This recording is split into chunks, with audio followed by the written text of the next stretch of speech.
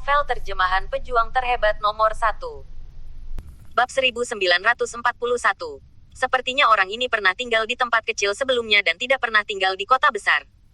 Bagaimana lagi dia bisa begitu percaya diri? Katak di dasar sumur lebih baik darinya. Kata-kata tidak menyenangkan mengalir ke telinganya seperti embusan angin, membuat wajah pemuda berpakaian hijau itu semakin jelek. Kata-kata ini membuatnya kesal, sekujur tubuhnya gemetar, memutar kepalanya dengan mata merah, dan memelototi mereka yang mengejek dirinya sendiri. Tapi tatapannya tidak memiliki kekuatan apapun. Tidak ada yang akan berhenti mengejek karena kemarahannya. Pria muda berbaju hijau itu menarik napas dalam-dalam dan merasa bahwa dia ditampar beberapa kali, tetapi dia memiliki kemampuan apa-apa untuk melawan. Jack menghela nafas sedikit. Inilah perbedaan kekuatan. Tanpa kekuatan, seseorang hanya bisa diinjak-injak di bawah kakinya. Mungkin mereka benar. Pemuda berpakaian hijau jelas tidak mengalami pukulan apapun dan terlalu percaya diri. Dia tiba-tiba mengatakan kata-kata arogan seperti itu di bawah mata semua orang. Bukan untuk ditertawakan oleh orang lain. Setelah pemuda berpakaian hijau turun, orang kedua tidak naik untuk waktu yang lama. Meskipun semua orang kurang lebih mengejek pemuda berbaju hijau, prestasinya barusan juga ditunjukkan kepada semua orang. Tidak peduli apa, pemuda berbaju hijau itu adalah basis kultivasi awal yang alami. Masih banyak penonton pasca akuisisi. Mereka datang ke sini secara alami untuk mencoba keberuntungan mereka. Zhao Wenyu mengerutkan kening dan mengamati kerumunan dengan mata dingin. Apakah belum ada yang datang? Jika tidak ada yang muncul, kami akan memperlakukan Anda sebagai melepaskan kualifikasi Anda secara otomatis. Saya tidak tahu apa yang telah Anda lakukan. Apakah mungkin Anda dapat meningkatkan nilai Anda seperti yang Anda lakukan? Apakah kamu bisa lulus penilaian? Meskipun kata-kata ini sangat kasar, mereka juga membuat semua orang terjaga. Seperti yang dikatakan Zhao Wenyu, mereka tidak dapat meningkatkan nilai mereka jika mereka terus berlarut-larut. Akhirnya setelah 10 napas waktu, seorang pria besar dengan janggut berjalan menuju obsidian selangkah demi selangkah, dan mata semua orang tertuju pada pria berjanggut itu lagi. Meskipun dia memiliki janggut, dia tampaknya tidak terlalu tua. Setelah janggut ini muncul di depan obsidian, dia bahkan mengatakan sesuatu dengan sembarangan. Karena kalian pengecut tidak bisa melakukannya, maka aku harus melakukannya. Aku tidak tahu kalian burung penakut. Begitu ini dikatakan, semua orang di ruangan itu marah di dalam, dan banyak orang berteriak di belakang janggut. Kamu berjanggut besar, omong kosong, kamu pengecut. Si janggut mendengus dingin dan tidak memutar kepalanya. Kamu bilang aku pengecut, lalu kenapa kamu tidak datang ke hadapanku? Satu persatu, pemalu seperti tikus, bisakah kamu tegas dalam seni bela diri sepertimu? Di mana nilaimu bisa begitu bagus? Meskipun kata-kata si janggut canggung, mereka membalikkan semua orang yang baru saja berteriak. Pria besar dengan janggut tidak terus memarahi orang di belakangnya, tetapi memfokuskan pandangannya pada obsidian. Tampaknya obsidian ini adalah harta karun yang diberikan dewa, dan mata bundar besar itu memancarkan segala macam ketekunan. Saksikan kekuatanku. Aku pasti akan lulus ujian. Si janggut meraung.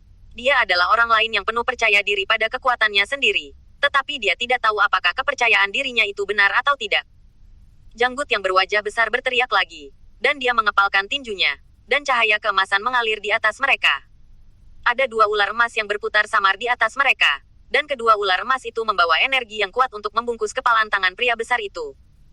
Pria besar dengan pipi menyipitkan matanya, menggertakkan giginya dan meraung. Dan di bawah tatapan perhatian semua orang, serangannya membanting obsidian di depannya. Obsidian mengeluarkan suara teredam lagi, dan lampu obsidian menyala lagi. Bab 1942. Obsidian menyalakan lampu ketiga, tetapi waktu ketika lampu ketiga dinyalakan hanya tinggal beberapa saat sebelum menjadi sunyi. Tidak peduli seberapa pendek waktu itu, lampu ketiga sudah menyala. Nada dingin Zhao Wenyu sekali lagi terdengar di telinga semua orang, membuat lampu ketiga menyala dan bertahan sebentar. Datang dan berdiri di belakangku setelah penilaian, dan ikuti aku untuk mendaftarkan identitasmu sebentar. Si jenggot berdiri tegak dengan senyum di wajahnya, dan senyum di sudut mulutnya tidak bisa ditahan. Terima kasih, penguji. Semua orang melemparkan tatapan iri padanya, dan suara pertanyaan menghilang begitu saja, meskipun penampilan janggut yang gigih benar-benar membuat orang ingin memukulnya. Namun, kekuatan adalah segalanya di dunia ini, dan si janggut telah menggunakan kekuatannya untuk membuktikan bahwa dia dapat lulus ujian, yang mungkin lebih baik daripada kebanyakan orang yang hadir. Namun, masih ada orang yang tidak yakin berteriak di bawah, termasuk pemuda yang berdiri di depan Jack sebelumnya. Kamu harus sial, bahkan jika kamu lulus ujian, hanya perlu beberapa saat untuk lampu ketiga obsidian menyala. Kamu hanya memukul bola samping. Jika kamu bisa membiarkan obsidian menyalakan lampu keempat, kamu bisa meyakinkanku bahwa kamu sangat arogan. Apa yang bisa kamu pamerkan tentang pencapaianmu? Si janggut sudah berdiri di belakang Zhao Wenyu saat ini. Setelah mendengar ini, dia mengangkat dagunya dan melirik pemuda itu. Pemuda itu tidak menyembunyikan tingkat kultivasinya sendiri. Dan si janggut melihat bahwa pemuda itu baru saja pasca perolehan. Dan dia mencibir dengan menggoyangkan janggutnya.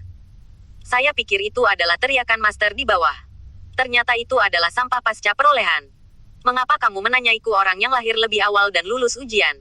Wajah pemuda itu menjadi gelap dan tersentak dan berkata dengan keras, aku hanya karena usia mudaku di tahap pasca perolehan. Jika aku diberi lebih banyak waktu, aku pasti akan dapat menembus tahap awal bawaanmu. Dan aku pasti akan lebih baik darimu pada saat itu. Setelah mendengarkannya, si janggut terkekeh dan tertawa. Ejekan di matanya meluap. Siapa yang tidak bisa menyombongkan diri? Aku juga mengatakan bahwa ketika aku naik ke tingkat berikutnya, aku bisa mengalahkan tangan tak terkalahkan di dunia. Kamu naik, apa yang tidak bisa kamu katakan ketika kamu menyentuh bagian bawah? Kata-kata ini membuat pemuda itu tersipu. Dahinya yang marah meledak dengan urat biru, menggertakkan giginya dan ingin naik dan melawannya dengan putus asa. Tetapi beberapa orang di sekitarnya yang mengenal pemuda itu dengan cepat membujuknya.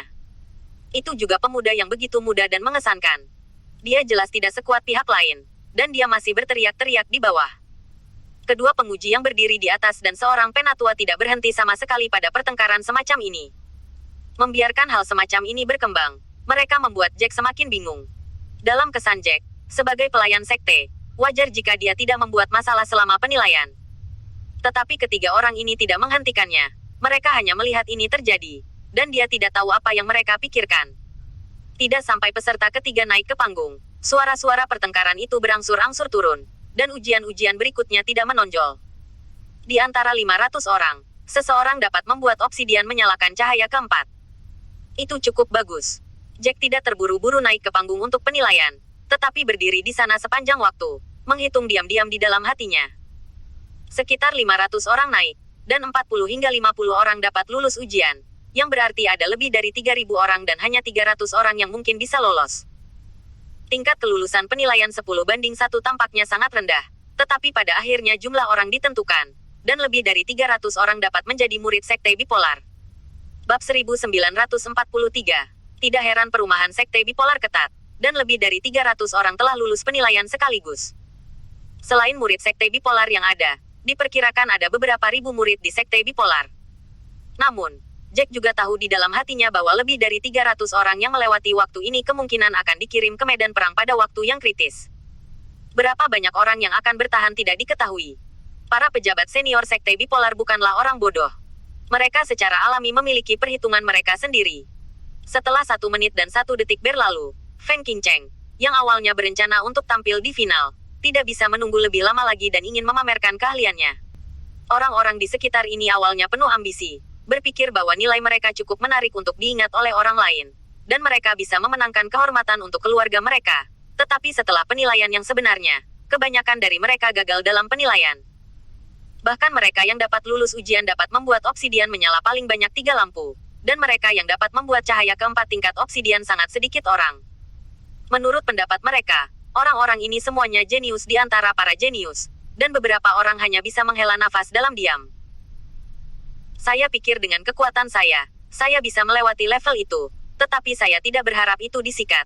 Dan saya hanya membiarkan obsidian menyalakan lampu kedua. Dan lampu kedua hanya bertahan selama 5 napas, yang tidak lebih baik dari yang pertama. Pada awalnya, pria berbaju hijau, dia meremehkan penilaian sekte bipolar. Orang yang berdiri di sampingnya juga menggelengkan kepalanya dan menghela nafas bahwa dia juga gagal dalam ujian. Saya tidak tahu apakah ada yang bisa membuat obsidian menyalakan cahaya kelima. Tidak heran jika obsidian menyalakan 5 lampu, itu akan memberi hadiah pil Xianyuan. Kesulitan semacam ini tidak mungkin dilakukan orang biasa. Saya menduga itu akan ada untuk ketiga kalinya. Dengan lebih dari 1.000 orang, tidak ada yang bisa melakukannya. Tidak ada yang bisa melakukannya. Apakah menurutmu Feng Qingcheng maupun Qian Xiaoyun tidak bisa melakukannya? Topik ini secara bertahap meningkat di antara orang banyak. Semua orang diam-diam menebak apakah Feng Qingcheng dan Qian Xiaoyun bisa membuat obsidian menyalakan cahaya kelima. Pada awalnya, ketika semua orang tidak tahu tentang obsidian, mereka semua berpikir bahwa Feng Qingcheng dan Qian Xiaoyun dapat dengan mudah membuat obsidian menyalakan lampu kelima dan mendapatkan pil Xianyuan. Tetapi sekarang semua orang tidak berpikir demikian. Bagaimanapun, mereka secara pribadi menguji kesulitan obsidian, dan beberapa orang merendahkan suara mereka dan berdiskusi dengan orang-orang di sekitar mereka. Saya pikir mereka berdua terlalu tersedak. Ada lebih dari 3.000 dari kita. Pada akhirnya, 4 atau 5 orang yang bisa membuat obsidian menyalakan cahaya keempat. Selain itu, sebagian besar dari 4 atau 5 orang ini bukanlah cahaya keempat, dan yang terbaik hanya membiarkan cahaya keempat menyala selama 2 napas, yang bukan celah kecil untuk membiarkan cahaya kelima menyala. Setelah orang ini selesai berbicara, orang-orang di sekitar segera mengangguk setuju. Bukannya saya pikir mereka berdua tidak kuat dalam kultivasi, tetapi hanya karena kesulitan penilaian obsidian terlalu tinggi. Saya pikir mereka berdua masih bisa menjadi yang teratas sepanjang waktu dan dapat menekan kita semua. Tetapi mereka tidak dapat membuat obsidian menyalakan cahaya kelima. Ini benar-benar tidak realistis. Aku juga berpikir begitu. Terlalu sulit untuk mendapatkan cahaya kelima dari kelas obsidian. Oleh karena itu, pil Xianyuan ditempatkan di sini. Tetapi hanya untuk mata kita. Dan tidak ada yang bisa mengambilnya. Meskipun diskusi semacam ini mencoba untuk menahan suara mereka, telinga Feng Qingcheng dan Qian Xiaoyun sangat baik sehingga mereka secara alami memasukkan kata-kata ini ke dalam hati mereka. Feng Qingcheng sok. Dan dia paling tidak suka mendengar orang lain menanyainya. Sebelum datang ke penilaian, ia telah menetapkan tujuan untuk membuat obsidian kelima menyala. Bahkan jika dia mengerti seberapa sulit untuk melakukan langkah ini, tapi dia masih merasa bisa melakukannya. Bab 1944. Keluarganya secara alami bukan masalah besar di sekte bipolar, tetapi itu adalah salah satu yang terbaik di kota tempat dia berada. Feng Qingcheng telah menjadi jenius dari jenius sejak dia masih kecil. Dan harapan seluruh keluarga bertumpu pada Feng Qingcheng. Selain itu, dia tidak pernah gagal selama bertahun-tahun. Jadi Feng Qingcheng memiliki kepercayaan khusus pada dirinya sendiri. Dia merasa bahwa dia unik karena dia belum masuk sekte bipolar dan diasuh oleh sekte karena usianya. Tetapi dia percaya bahwa selama dia memasuki sekte bipolar, kekuatannya pasti akan meningkat dalam waktu singkat. Dia akan mendaki selangkah demi selangkah. Murid dalam hanyalah batu loncatannya. Dia akan menjadi murid yang lebih tua atau bahkan murid langsung. Mungkin dia akan memegang posisi penting di sekte bipolar di masa depan. Dan dia akan dapat membawa kemuliaan tertinggi bagi keluarga. Yaitu, karena dia sangat sombong di dalam hatinya. Dia sangat tidak mau menempatkan Qian Xiaoyun di tempat yang sama posisi sebagai dia. Dan sering dibandingkan dengannya. Dan itu hanya ujian masuk. Beberapa orang bahkan mempertanyakan bahwa dia tidak bisa membuat obsidian menyalakan 5 lampu. Yang merupakan penghinaan baginya. Feng Qingcheng mendengus dingin dengan sepasang mata seperti elang dan menyapu semua orang yang hadir. Dia mengangkat suaranya dan berkata dengan keras, Anda dapat mendengar saya dengan jelas. Jangan menilai saya dari level Anda. Saya telah mengatakan bahwa Xianyuan dan sudah disiapkan untuk saya. Jika Anda berbicara secara pribadi dan mempertanyakan level saya tidak terima. Begitu komentar ini keluar, mereka yang banyak bicara menutup mulut mereka. Tetapi meskipun semua orang tidak berbicara, mereka tidak yakin di dalam hati mereka. Kekuatan Feng Qingcheng memang kuat. Ini tidak diragukan lagi. Sebagian besar orang yang hadir tidak akan menjadi lawan Feng Qingcheng. Namun bukan berarti obsidian bisa membuat 5 lampu menyala. Semua orang tahu kesulitan obsidian. Semua orang merasa bahwa membuat obsidian menyalakan 5 lampu berada di luar tingkat tertinggi yang dapat dicapai semua orang di ruangan itu. Qian Xiaoyun terlalu malas untuk berbicara dengan Feng Qingcheng. Bagaimanapun, mulut Feng Qingcheng benar-benar menjijikkan. Dan orang ini sangat sok. Qian Xiaoyun adalah temperamen yang lugas, dan dia paling tidak mau berbicara dengan orang seperti itu. Tapi pernyataan arogan Feng Qingcheng terlalu berlebihan. Qian Xiaoyun tidak tahan lagi. Dia memutar lehernya dan berkata dengan jijik, Aku mengatakan bahwa nama keluargamu adalah Feng. Kamu tidak dapat menghentikannya untuk sementara waktu. Dengan kata lain, sepertinya Xianyuan dan sudah ada di tas kamu. Apakah kamu benar-benar memperlakukanku sebagai udara? Feng Qingcheng mencibir. Mengangkat alisnya dan menurunkan kelopak matanya untuk melihat Qian Xiaoyun. Kamu secara alami bukan udara, tetapi kamu hampir sama. Di mataku, kamu hanya sedikit lebih besar dari rata-rata belalang. Qian Xiaoyun hendak menyingsingkan lengan bajunya ketika dia mendengar ini. Dia bersenandung dan mengangkat suaranya dan berkata, jika bukan karena aturan ditempatkan di sini, aku harus memberimu pertarungan. Kabut, jika kamu memiliki kemampuan, kamu dapat membuktikannya dengan kekuatanmu yang sebenarnya. Sehingga aku bisa meyakinkanmu. Perselisihan antara dua orang telah mencapai tahap yang sengit. Jika keduanya dibiarkan bertengkar lagi, kemungkinan besar akan bertarung di tempat. Zhao Wenyu, yang telah menonton lelucon dalam diam, tidak tahan lagi. Dia mengangkat dagunya dan mengangkat suaranya. Tidak ada suara atau duel yang diperbolehkan di arena penilaian. Jika kalian berdua benar-benar ingin bertarung, setelah lulus penilaian, Anda bisa pergi ke arena perjudian di klan. Mereka berdua secara alami tidak berani tidak mendengarkan kata-kata Zhao Wenyu. Feng Qingcheng dan Qian Xiaoyun mendengus pada saat yang sama, dan keduanya menoleh satu sama lain tanpa saling memandang. Mungkin kata-kata Feng Qingcheng benar-benar membuat Qian Xiaoyun kesal, jadi mereka hanya melambaikan tangan. Siapa selanjutnya? Aku akan pergi jika tidak ada yang pergi. Mendengarkan kicau Feng Qingcheng dengan bengkok, lebih baik menggunakan kekuatannya sendiri untuk menakuti Feng Qingcheng dan membiarkannya menutup mulutnya sepenuhnya. Dalam hati Qian Xiaoyun, Feng Qingcheng adalah seorang wanita yang belum disapi. Bab 1945. Dia melangkah maju untuk menapaki langkah naga dan harimau, ditambah dengan penampilannya yang kokoh, seluruh tubuhnya penuh kekuatan, dan dia merasa bahwa dia bisa membunuh 2 hari kemudian setelah satu pukulan. Semua orang tidak bisa tidak memberi jalan kepada Qian Xiaoyun, hanya melihat Qian Xiaoyun menaiki tangga ke obsidian.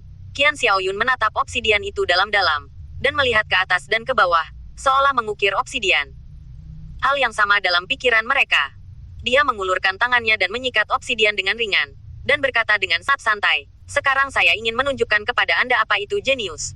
Apa itu kekuatan." Begitu komentar ini keluar, itu segera menyebabkan bidang pemeriksaan yang sunyi kembali mendidih. Setelah mendengar ini, Jack tidak bisa menahan diri untuk tidak mengerutkan bibirnya. Pada awalnya, Jack merasa bahwa Qian Xiaoyun jauh lebih baik daripada Feng Qingcheng. Setidaknya Qian Xiaoyun tidak membual tentang dirinya sendiri. Dia tidak berbicara tentang betapa kuatnya dia. Feng Qingcheng tampak sembrono. Bahkan jika dia memiliki kekuatan, dia akan menjijikkan. Tetapi dia tidak berharap bahwa Qian Xiaoyun dan Feng Qingcheng tidak akan benar-benar bertentangan satu sama lain. Qian Xiaoyun terlalu malas untuk mengatakan bahwa itu tidak berarti bahwa dia tidak percaya diri. Dia juga gila, bahkan lebih gila dari Feng Qingcheng. Dia ingin membuktikan kepada semua orang betapa jeniusnya dia sebenarnya. Kalimat ini benar-benar gila. Namun, tidak ada yang hadir untuk membantah. Bagaimanapun, kekuatan Qian Xiaoyun memang luar biasa.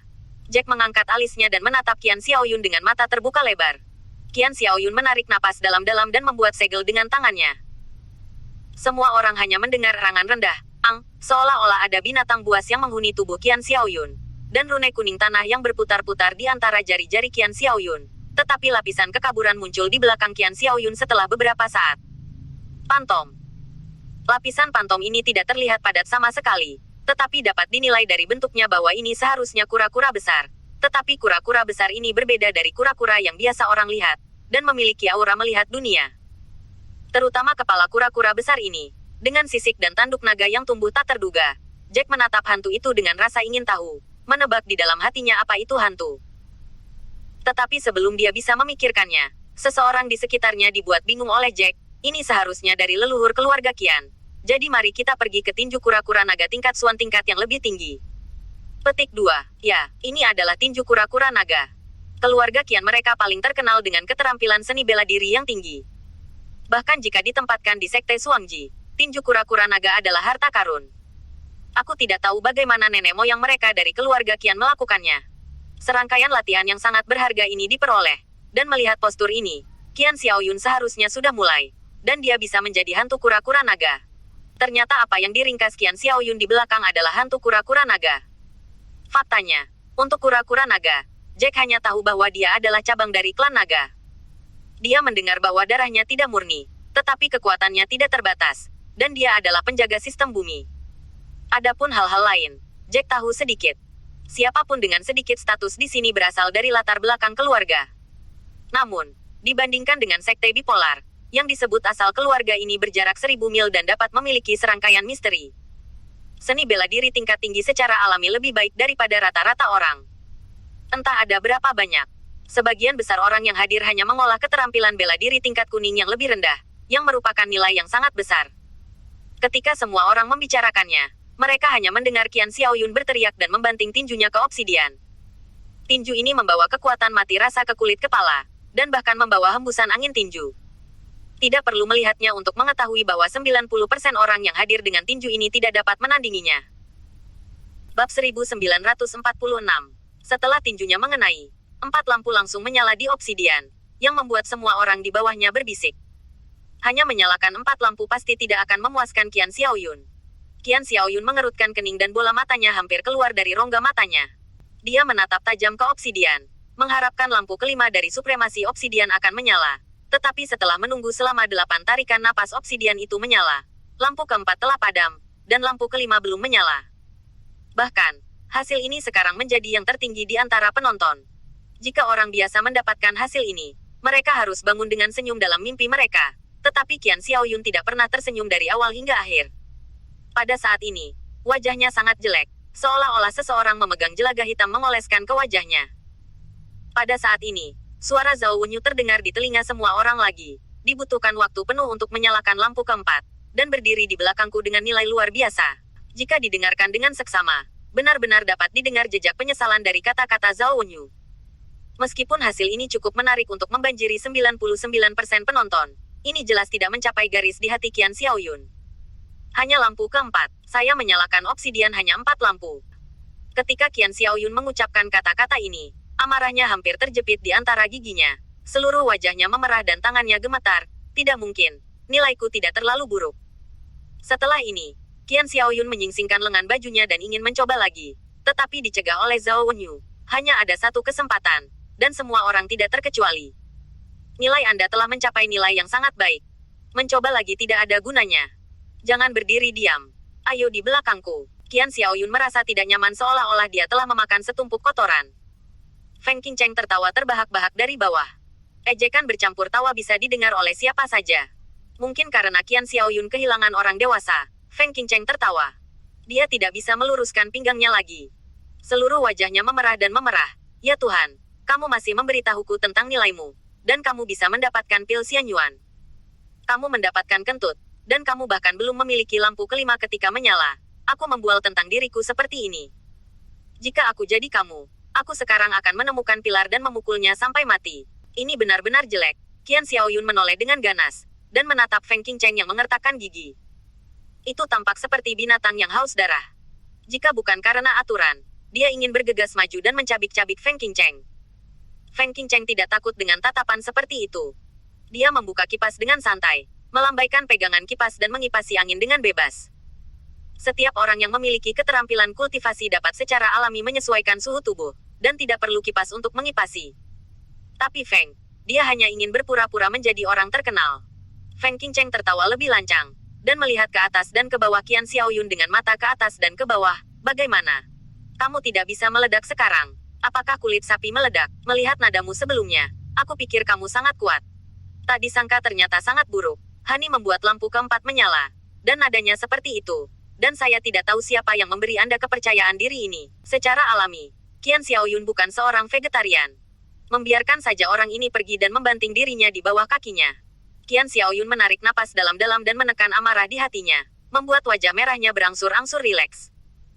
Tidak peduli bagaimana dia tidak dapat melemahkan momentumnya, penampilanku memang tidak sesuai dengan standar di hatiku. Hanya berjarak 2 napas dari menyalakan cahaya kelima. Tidakkah kamu meniup omong kosong ke langit sebelumnya? Mengatakan bahwa kamu pasti akan mendapatkan pil Xiantian dan menjadi tempat pertama dalam permainan. Kamu belum mendapatkan hasil, hanya menertawakanku di sini. Modal apa yang kamu miliki untuk menertawakanku? Bab 1947.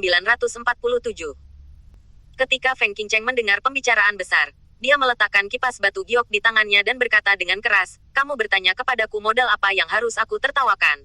Maka aku akan memberitahumu hari ini. Karena kekuatanku lebih kuat darimu. Jadi aku punya modal untuk menertawakanmu. Aku bisa membawamu menginjak kakimu keras-keras. Jadi aku bisa menertawakanmu dengan santai. Setelah mendengar ini, Qian Xiaoyun mencibir. Tanpa meliriknya, apa yang kamu katakan sama dengan yang asli. Jika kamu memiliki kemampuan, kamu bisa datang dan mencobanya sendiri. Jika kamu tidak berlatih gaya palsu, kamu akan konyol. Langit tertutup. Feng Qingcheng mendengus dingin, dan juga berjalan menuju obsidian. Dia berjalan dengan lancar. Seolah-olah semua tiket pemenang ada di tangan. Dan itu tampak seperti burung merak jantan yang sombong. Pada saat ini, kedua orang itu bertentangan secara diametris. Dan yang lainnya secara alami tidak pandai berbicara. Tetapi ada juga banyak orang yang menyaksikan kegembiraan berbisik. Saya tidak tahu. Feng Qingcheng ini dapat membiarkan obsidian menyala 5 lampu.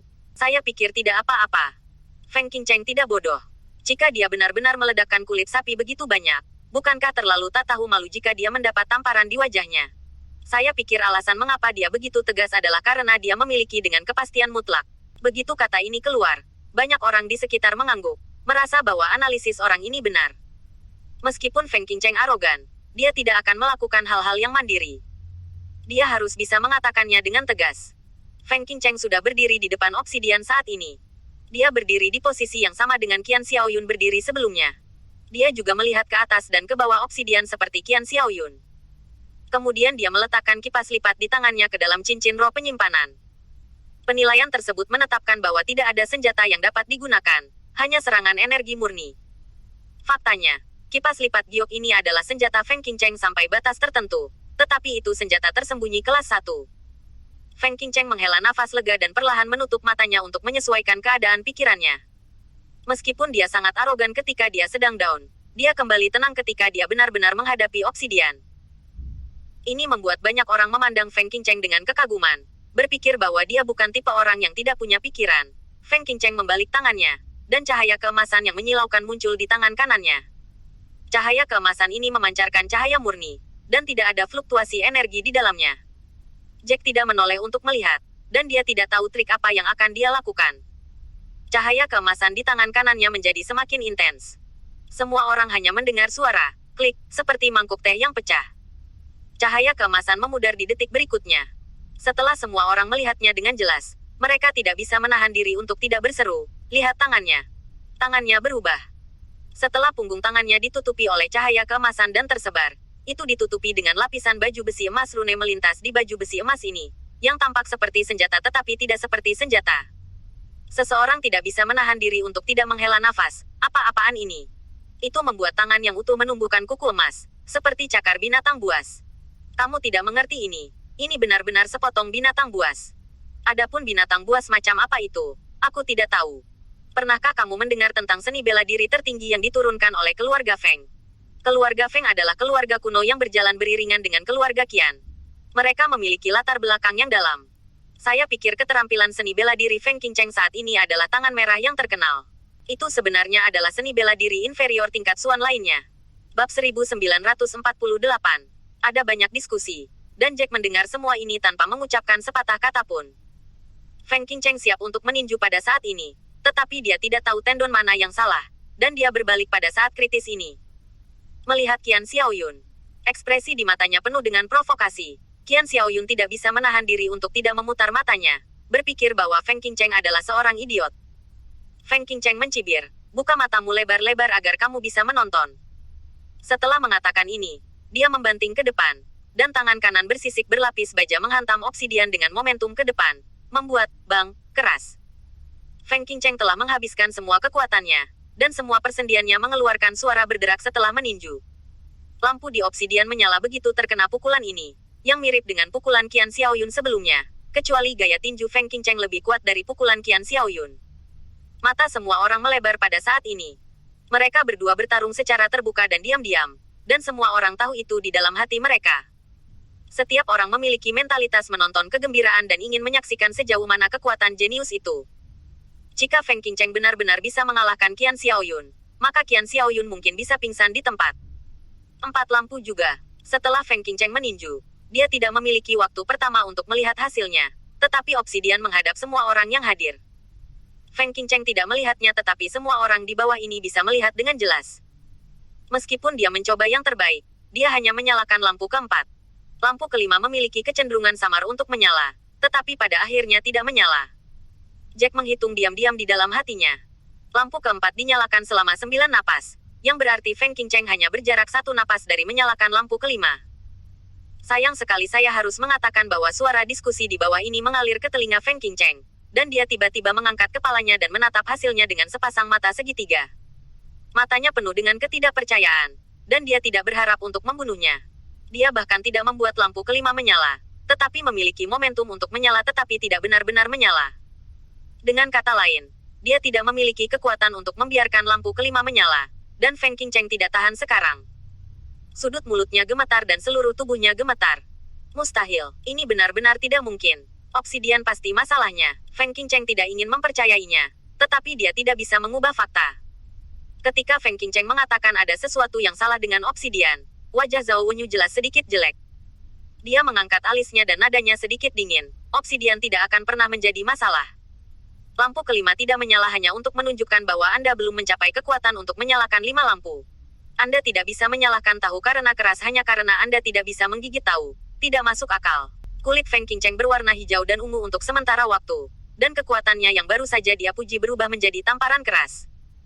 Dia menggunakan kekuatannya untuk membanjiri semua orang. Dan dia pasti bisa menyalakan lampu kelima. Tapi sekarang dia hanya terbatas pada lampu yang keempat. Meskipun butuh 9 napas waktu untuk lampu keempat menyala. Bahkan 1 napas lebih lama dari Qian Xiaoyun. Dalam analisis terakhir, masih belum ada lampu kelima obsidian. Itu hanya sedikit lebih kuat dari Qian Xiaoyun. Dan tidak ada yang bisa mendapatkan pil Xianyuan yang mereka berdua perebutkan. Qian Xiaoyun mencibir di sudut mulutnya dan berkata, "Bagaimana? Sudahkah kamu melihat hasil kamu dengan jelas? Apakah kamu membuat lampu kelima menyala? Aku tadi meniup dengan sangat buruk. Aku pikir kamu harus menyalakan 5 lampu. Dan membiarkan lampu kelima terus menyala selama 2 hingga 3 napas. Tetapi sekarang tampaknya keterampilan menyombongkan dirimu sedikit lebih kuat." Bab 1949. Wajah Feng Qingcheng penuh amarah ketika dia mengatakan ini. Seperti ubi ungu yang baru dimasak. Dia menghela napas dan mengulurkan jari-jarinya ke wajah Qian Xiaoyun. "Kamu tidak di sini untuk menjadi yin dan yang. Bahkan jika aku tidak membuat obsidian menyalakan cahaya kelima, aku akan lebih baik darimu. Hasil dari kita berdua sudah ada di sini. Hanya membuat cahaya keempat menjadi yin dan yang selama 8 napas, aku bisa bernapas lebih darimu."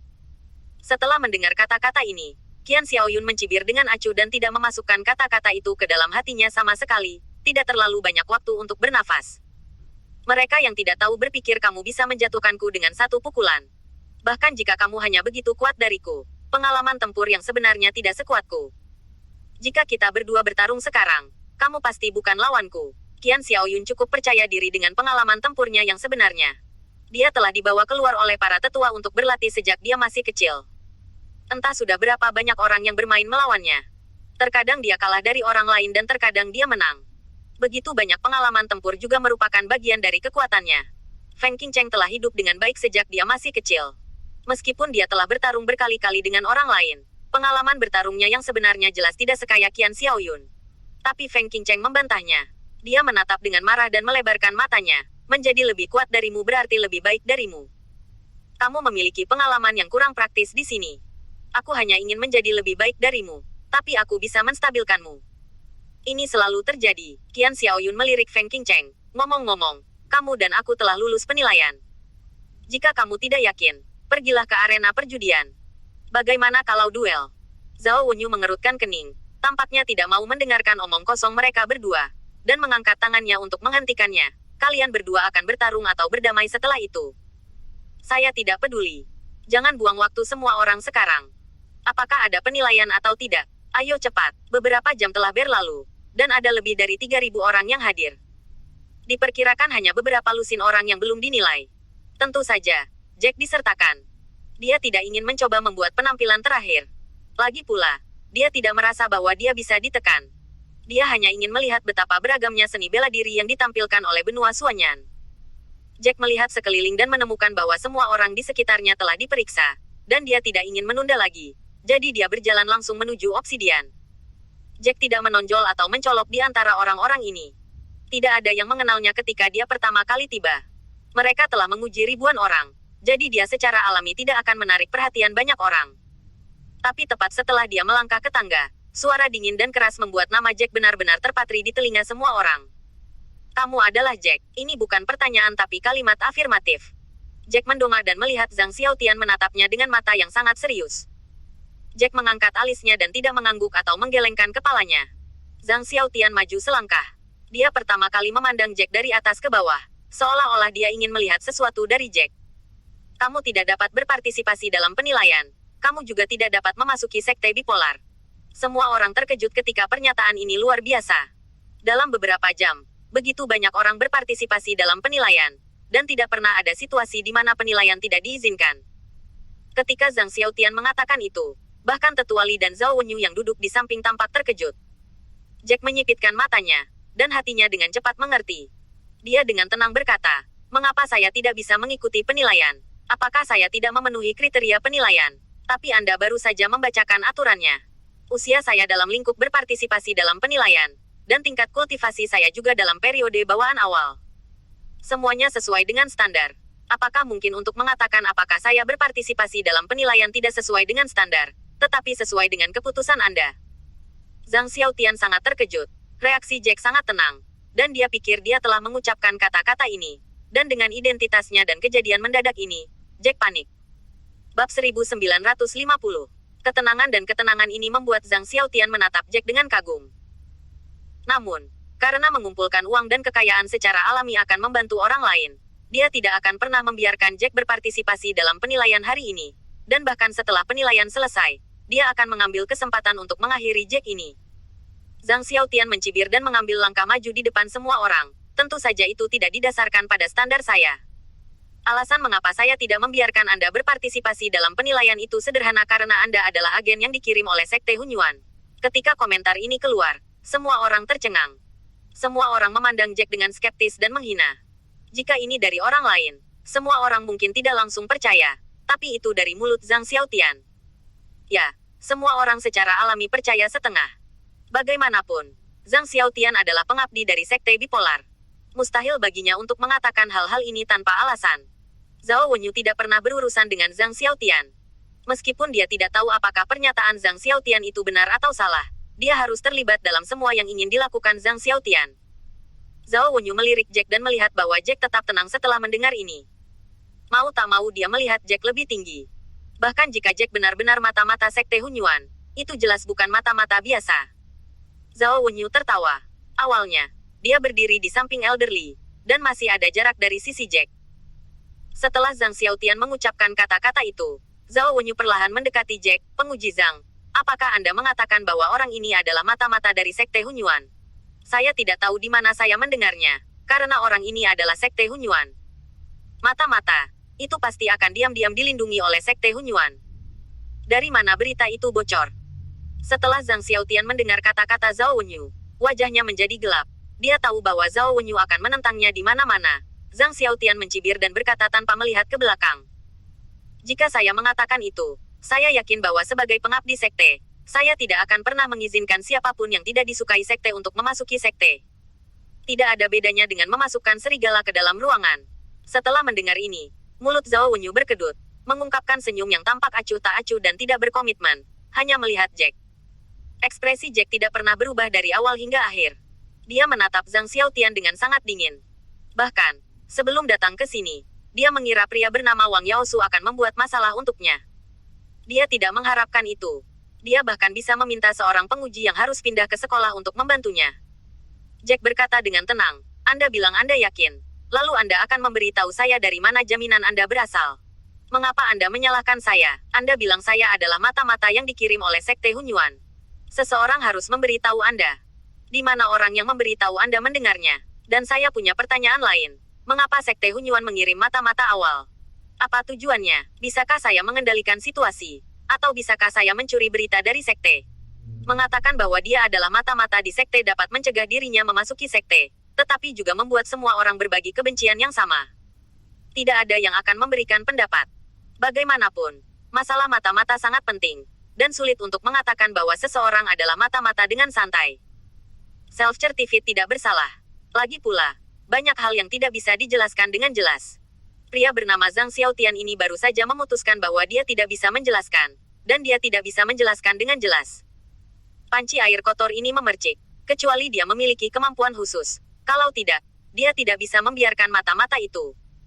Namun, Jack bertanya dengan tenang dan menanyakan beberapa keraguan di benak semua orang. Setelah memikirkannya, dia juga merasa bahwa apa yang dikatakan Jack masuk akal. Mengapa Sekte Hunyuan mengirim mata-mata bawaan awal ke Sekte Bipolar? Setelah memasuki Sekte Bipolar, anak muda seperti ini harus berkonsentrasi lama untuk berlatih di Sekte Bipolar untuk menjadi murid dalam. Hanya dengan menjadi murid dalam dia dapat menanyakan banyak berita, atau sampai batas tertentu, mendapatkan beberapa informasi dari manajemen tingkat atas sekte tersebut.